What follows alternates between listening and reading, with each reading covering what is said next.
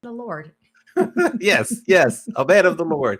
Welcome in, everyone. Welcome to our show, Adventures in Business Live. We're here with you. We've returned. Someone has returned from overseas, so I'm going to defer to you to tell us, where have you been and what did you enjoy? Amani, I'm back. I got back late last night. I was in Portugal. I was at the HPM President's Club trip. Oh, that's nice. Which was fantastic. It was top 10 performers with HPM for the year. And congratulations. Congratulations. Thank you. And I got to bring my husband. So president of the Plus One, Scooter Graziano. Okay. He did not disappoint. He had the best outfits. He's really something else in that group. So it was super fun to be there.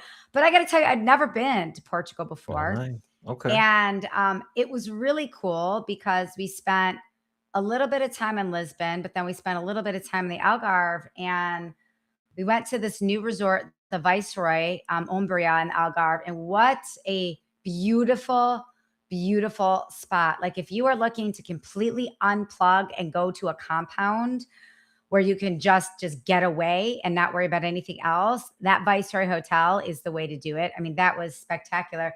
And then a couple of our friends recently bought houses there. So we got to see their life. We got to go to their house and walk to their little restaurants and see how they're living. And so that was really special to us. And that was a hard thing for them to do. And one of them picked her life up and completely moved there.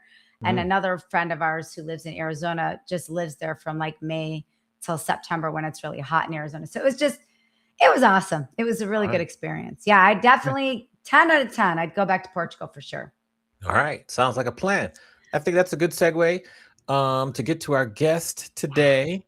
And so really, I'll put him on the screen here, but Nick Hutchison is coming to us from Book Thinkers. I met him through Brand Builders Group, then realized we had common connection with Julie from Book Launchers, all about the books, the power of writing, the power of reading. I don't want to waste any more time. So we'll bring Nick to the stage right here. So welcome, Nick. Come on in. We give you a round of applause.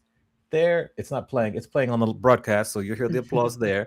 Nick Hutchison. It's nice to meet you. Welcome. Yes. Welcome to the show. I am excited to be here. I know I am amongst friends. Great to see you, Mandy. Great to see you, Amani. Yes. Likewise. If you were going to describe who you were to someone who's never met you in 30 seconds or less, how would you describe yourself? I would say husband, father, and lover of books. That's how I would describe myself. You love that. Where does the love for books come from? Because if you look around the world nowadays, people don't read. So it's rare to find someone who loves books. Where does your love come from? Well, I'm excited to help transfer my love to those people who don't love books, because I was one of them. Okay. For those that don't know my story, I was more of the athlete stereotype, not really much of the academic when I was growing up. And so you could find me playing football and wrestling and having fun in the back of the classroom, but not reading the books that I was asked to read. But all of Mhm. that changed for me when I was going into my senior year of college because I took an internship at a local software company. It was a sales internship, and my boss recommended some business podcasts because I had such a long commute to and from the internship that summer. And as I started to listen to these successful people talk about how they became successful, so Mhm. many of them gave at least some credit for their success to the books that they had read. And the same Mhm. names kept popping up. All of those personal development classics, books like Think and Grow Rich or How to Win Yeah. Friends and Influence People. And I just recognized one day, Amani, that the cool Nick who didn't think reading was great, he was living under his potential if he identified as a non-reader. So my Okay. entire life switched when I realized that successful people read and implement, that's the key part, books about Okay. how to acquire skills and solve problems. So that's when I became a reader. I love it. So before I let you start in, Mandy, I heard Nick recently speak on stage. We were at the Book Launchers Summit. I think that was like a couple months ago. Yeah. And you said this quote that really continues to stand out to me. You said, resonance is greater than reach.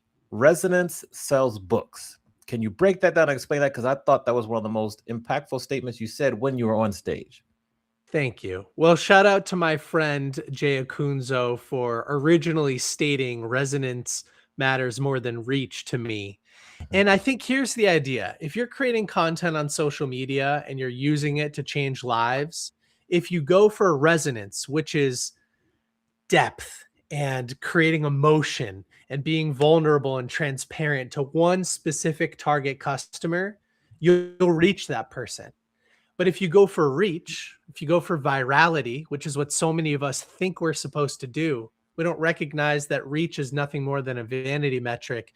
We start to sacrifice depth in exchange for more views. And we all know that quote, when you're speaking to everyone, you're speaking to You're no speaking one. to no one. Yes. And that Yes. just happens to so many authors and content creators and people.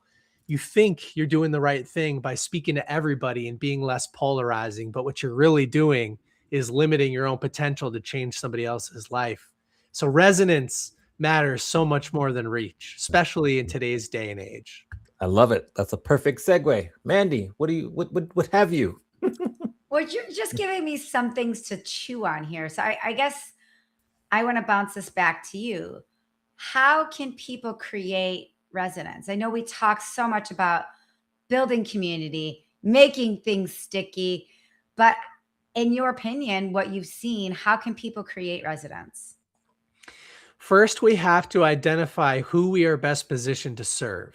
And so Amani and I have a mentor in common named Rory Vaden. And Yeah. Rory, you'll find him saying something along the lines of, you are most powerfully positioned to serve the person you once were. And I believe that's true for so many of us. Hmm. And so I create content for young Nick 10 years ago, who didn't know as much as Nick knows today.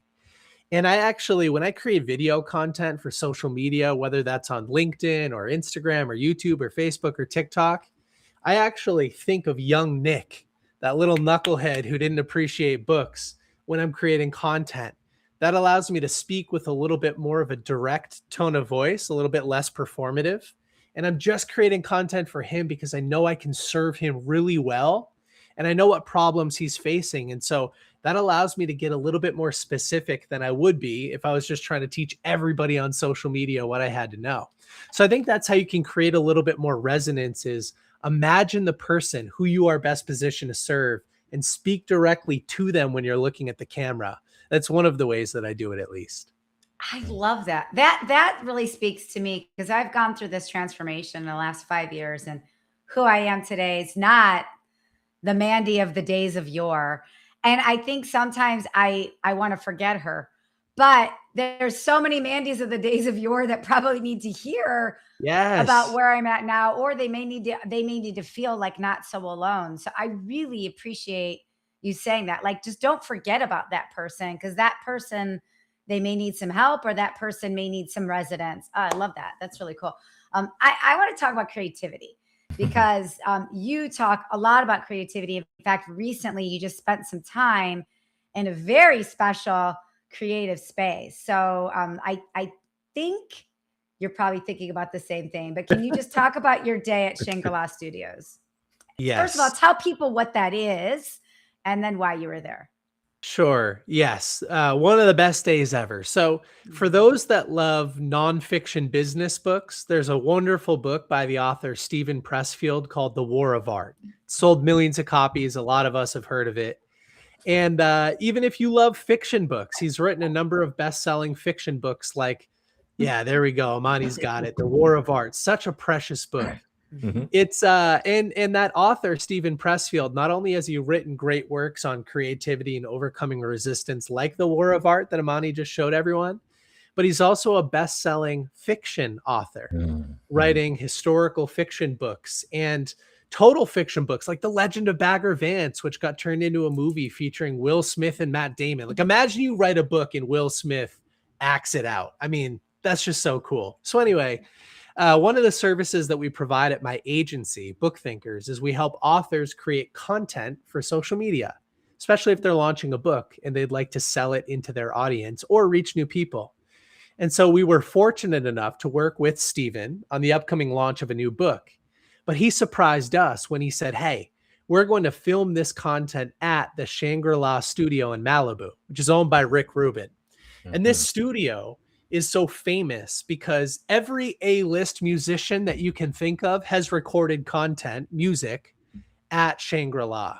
And I'm talking when we show up, there's a tour bus sitting there that Bob Dylan parked on the property and then left there after he was done building an album.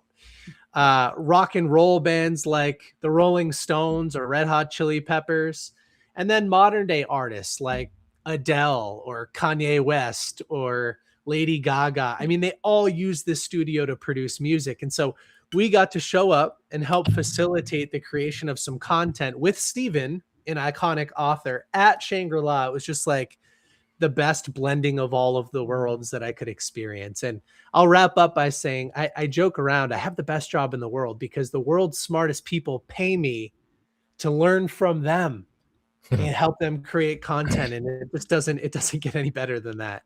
I love it. I feel like we feel like that about our podcast. It's like this masterclass once a week. We get to interview people that like make us smarter, right? Yeah. I want to ask about the studio itself. Like, how did it feel? Like, did you build content? You do such a good job at this all the time, but like putting yourself in an environment that has served so many creative humans, like how did that feel for you to create in that environment? It was definitely tangible, and it was like you could feel it in the air. So this property sits high up in the mountains of Malibu. And from the property, which is totally gated off and private, you can see the ocean off the side of the hill. And there are multiple buildings on the property. So there's a chapel that was converted into a studio. People record in Bob Dylan's old tour bus. And then there's the main house. And one of the cool things about the main house is, rumor is, at least this is what I was told by the staff and by Stephen, that they repaint the entire interior every time a new artist comes to record because they want the fresh energy in there. And so when we were there a couple of weeks ago, the entire interior was painted white. I mean, every door, every wall, every ceiling, everything was pure white, which was really interesting. And so it felt great. And it felt like a blank canvas, like the opportunity to create something new. So Interesting. cool. It says a lot to find a space to be creative like that. It says a lot. Yeah. As you think about your time working with people who have released books, I'm curious of your kind of perspective and wisdom on what do you think the most common blind spots are for people when they release a book out into the world?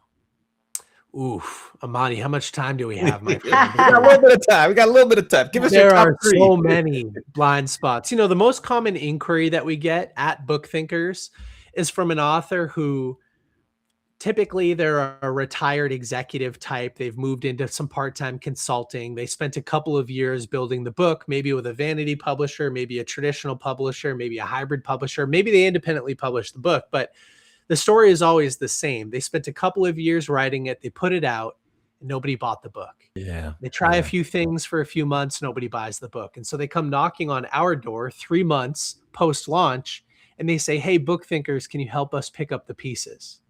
I'm a special person. I have a mission. I want to be altruistic, but I can't get people to pay attention to my book. It's only $20. What's the problem?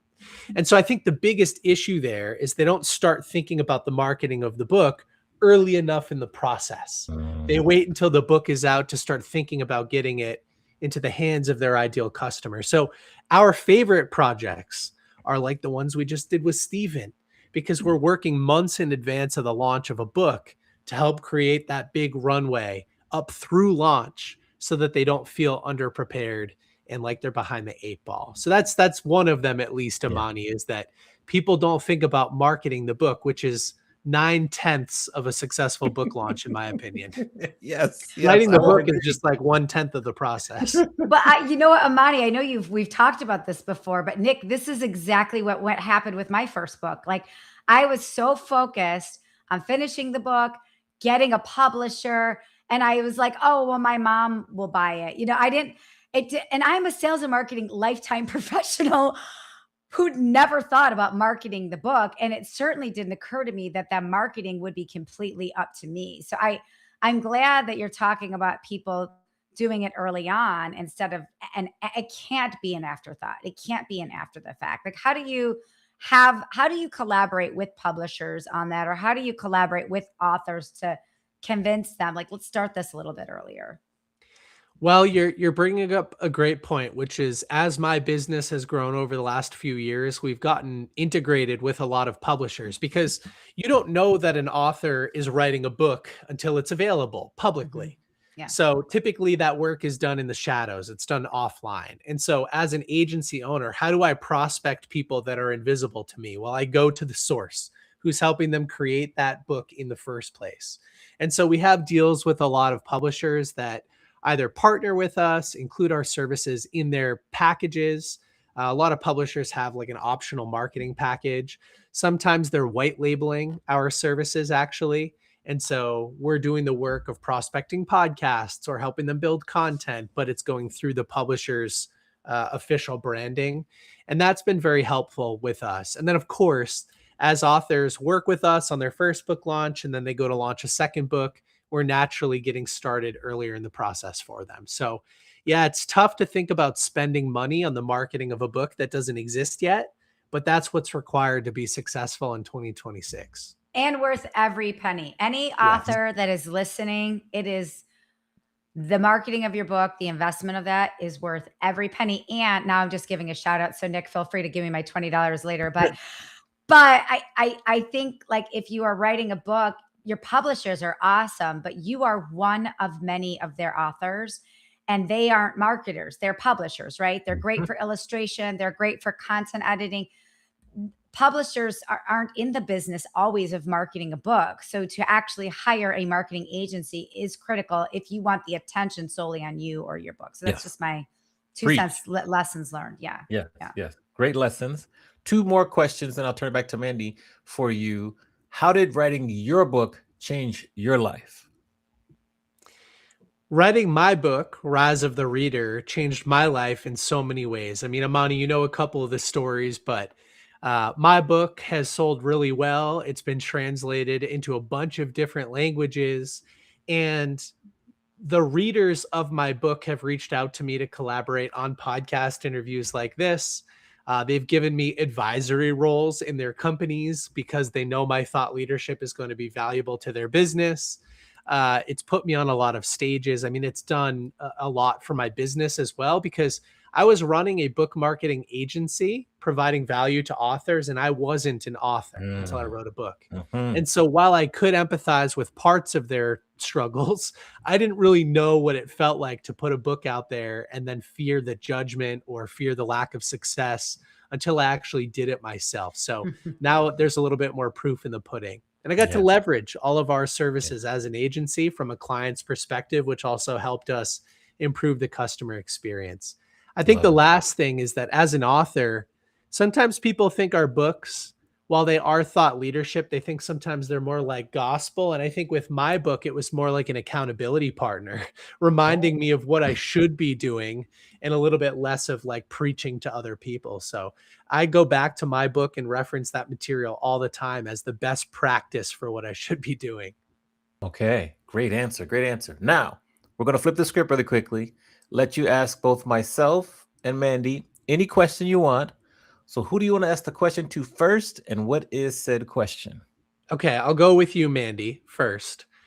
What is one thing that you think Portugal does better than the United States? Oh, snap. A lot.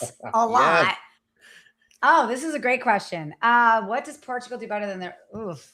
I mean, the first thing that comes to my mind is they make it easy. I feel like buying a cappuccino was easy. I feel like picking up my bike was easy. I just felt like things felt a little easier there. And you know, it's a very similar climate to San Diego.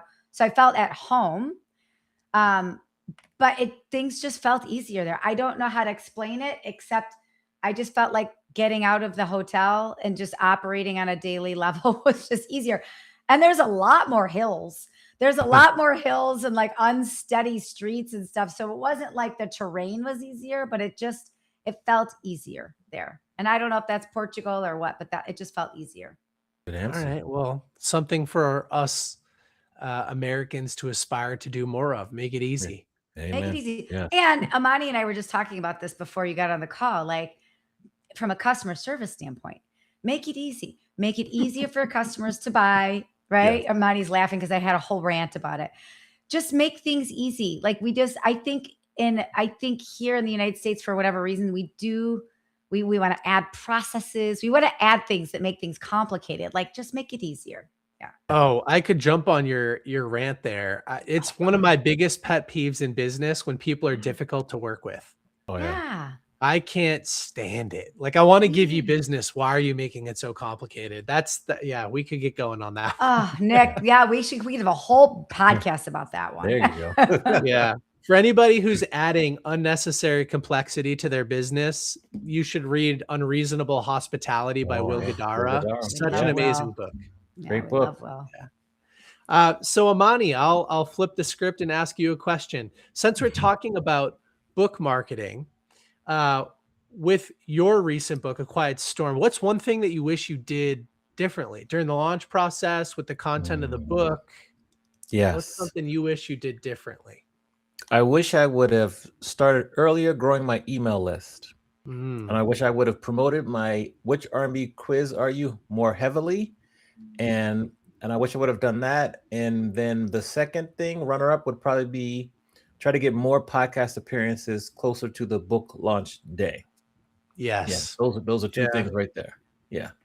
Well, those are great. Those are great opportunities for improvement next time you launch a book, Amani. And one of the things that we do at Book Thinkers is we coordinate 6 months of podcast interviews to go live right at that launch week. And so that's what you have to do sometimes. I mean, these podcasters, not everybody's producing live shows like this. Sometimes they carry a 4 to 8, sometimes 12-week backlog of recorded content. And so you record an episode around your book launch and it comes out 3 months later, sometimes longer. And so, it's kind of hard to manage that, but doing them earlier in the process is easier. Agreed. Yes. I want to build on that for a second with the podcast because, for my first book, I did a mix of live tours and readings and a virtual podcast tour. The podcast tour aligned with the audio launch, and then the live tours and readings aligned with the physical book launch. And I love them both. But you've recently spoken about the absence of authentic live book tours. So why is this important? And tell us a little bit more about what is live author readings. Yeah, live author readings is a new venture that I'm involved with. I should say it's a JV. I partnered with my friend Brian, who came to me with the idea. And it's to replicate that in-person live author reading coffee shop kind of vibe that doesn't really exist anymore. I mean, at least I've been told that back in the day, authors used to travel around and they'd coordinate those live readings at local bookstores, and the bookstores would promote them, and people would stand there and listen for half an hour and then get a question answered and a book signed. And that doesn't exist anymore. Everything is done behind the computer screen. And what I like about this is it's live. So it's real, it's raw, it's authentic, it's transparent. If I slip up, there's no editing. And I think that Building in public, what, you're building in public. Yeah. it's what people want in this age of AI and perfect content. People are sick of the over edited, overproduced stuff.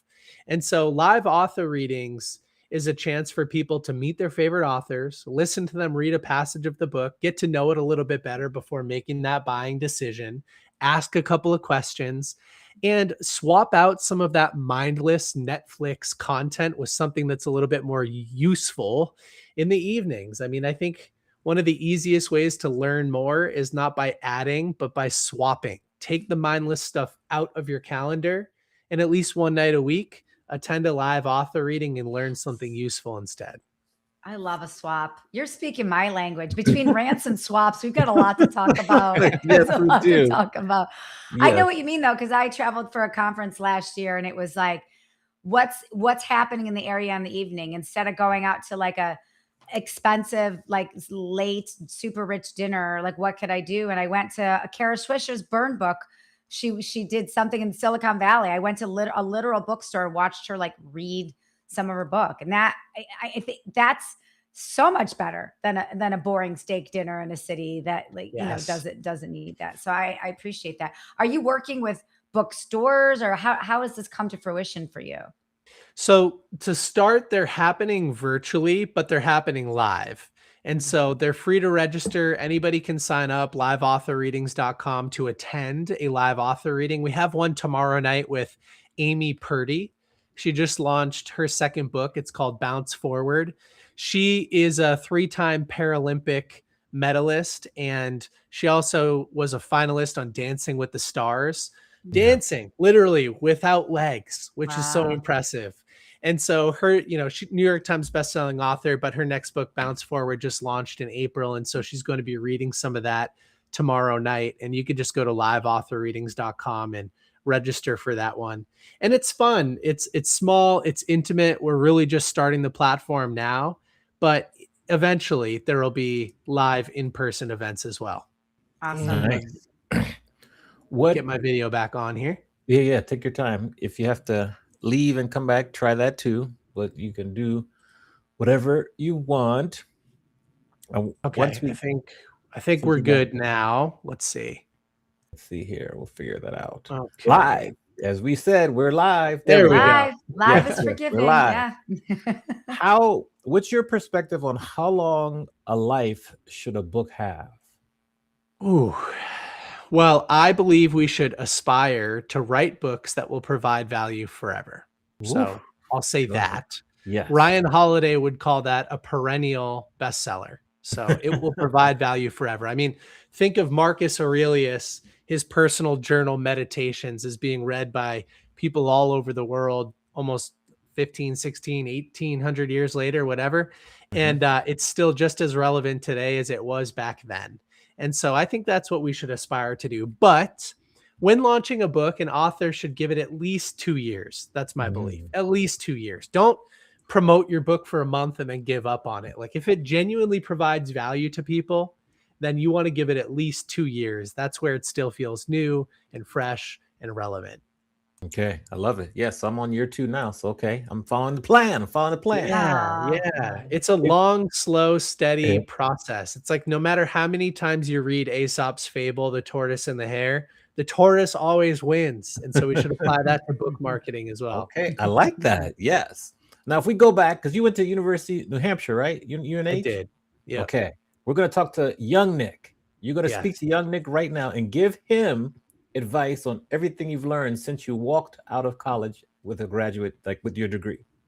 Yeah. Well, I would say toss your degree out the window and replace it with business books, because those books condense decades and decades of other people's greatest life lessons into days of reading.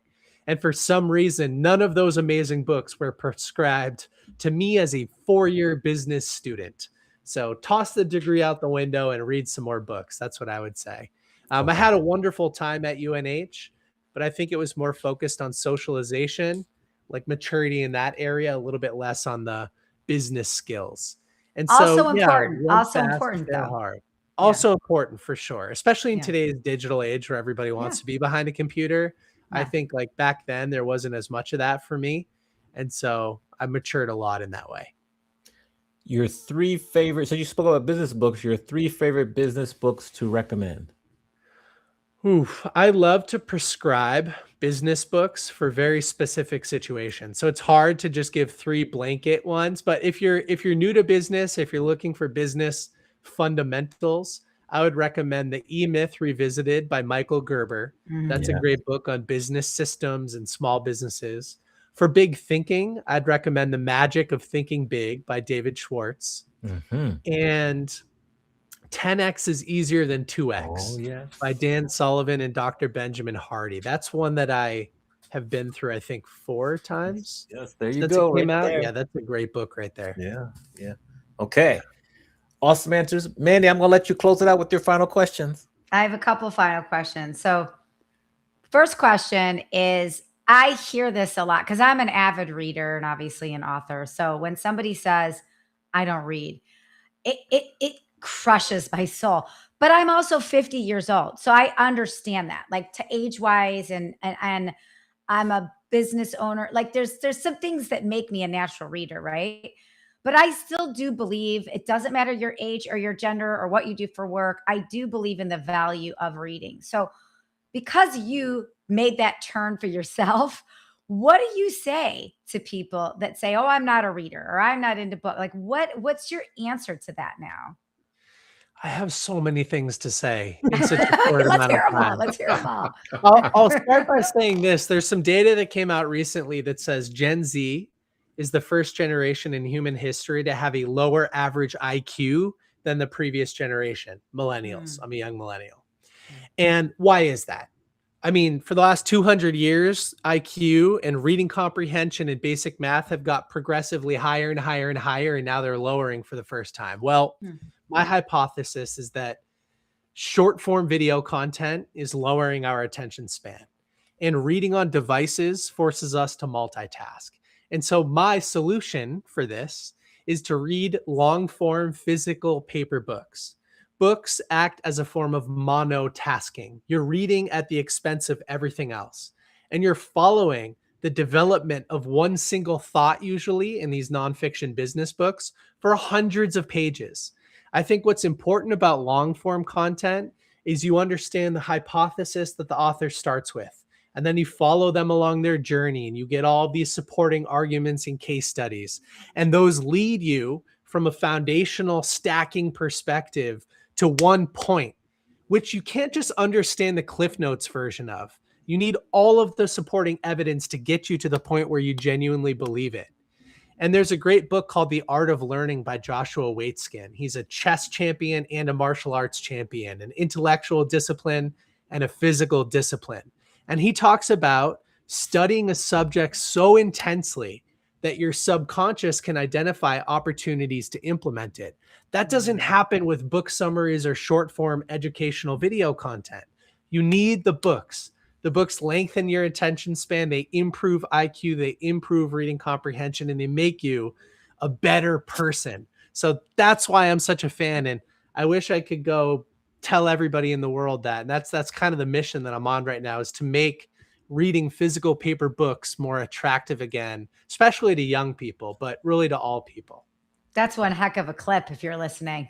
That's a clip. Clip that. Clip That's that. a clip. editing Clip room. that. Clip that. So are you you're a physical book person versus an audio book or a Kindle? Is that what I'm hearing? Or you're into all of them?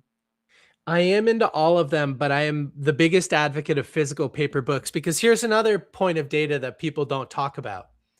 As a human being, somewhere between 60 to 80% of the inputs to our brain are visual. So by default, if you're just listening to an audiobook and you're multitasking, you're filling up the visual inputs with Mm, driving on the road and dodging in and out of traffic, or you're at the gym and you're picking up weights and doing math, or you're doing chores around the house and your kids are yelling or whatever. Like that audiobook experience is not resonating with you enough to form a real connection to it. I mean, it can happen. Audiobooks change lives all the time, especially if you sit down and you listen to them with a notepad, but nobody does that. We multitask and we hope that the audiobook's going to change our life.